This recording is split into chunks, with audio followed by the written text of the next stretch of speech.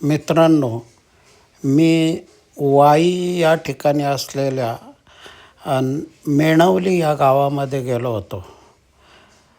नाना फडणवीस यांच्या वाड्यासमोरच एक इडलिंबू विकायला माणूस बसला होता.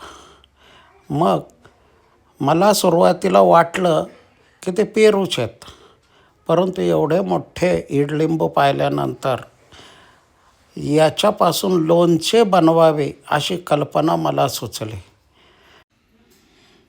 आणि मग हे इडलिंबू करायला घेतलं. त्याला सुरुवातीला चिरून घ्यायचं, परंतु चिरून घेत असताना त्यातील बिया काढून घेणं फार गरजेचं आहे.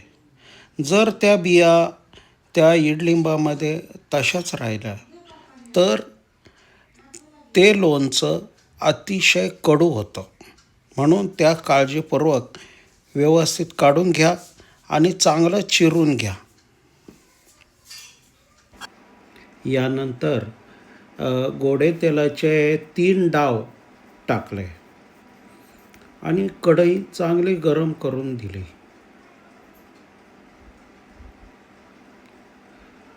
त्यानंतर जिरी टाकली, मोहरी टाकली आणि हिंग टाकला.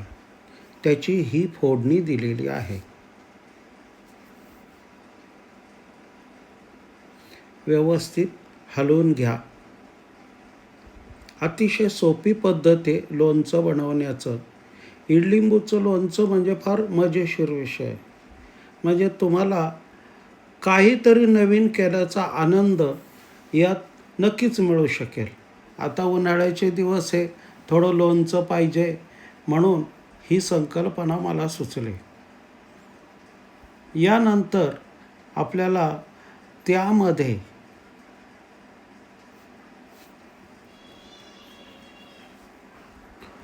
लसूण टाकायचा.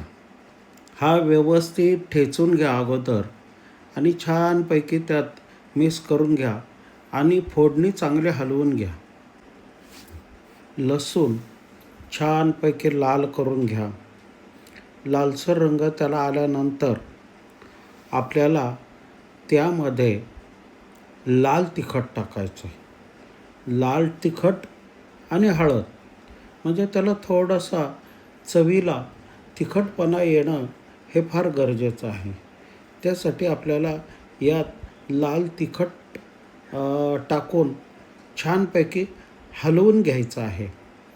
आता हे पहा, थोडासा गॅस बारीक केला, थोडा जास्तच झालेला होता.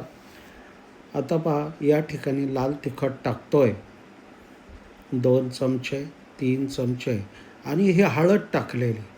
हे मी अगदी मोजून घेतलेलं होतं, त्यामुळं ते व्यवस्थित मिक्स करून घ्या आणि चांगला हलवून घ्या. अशा पद्धतीने ह्या मसाल्याची छानपैकी व्यवस्थित परतून घ्या.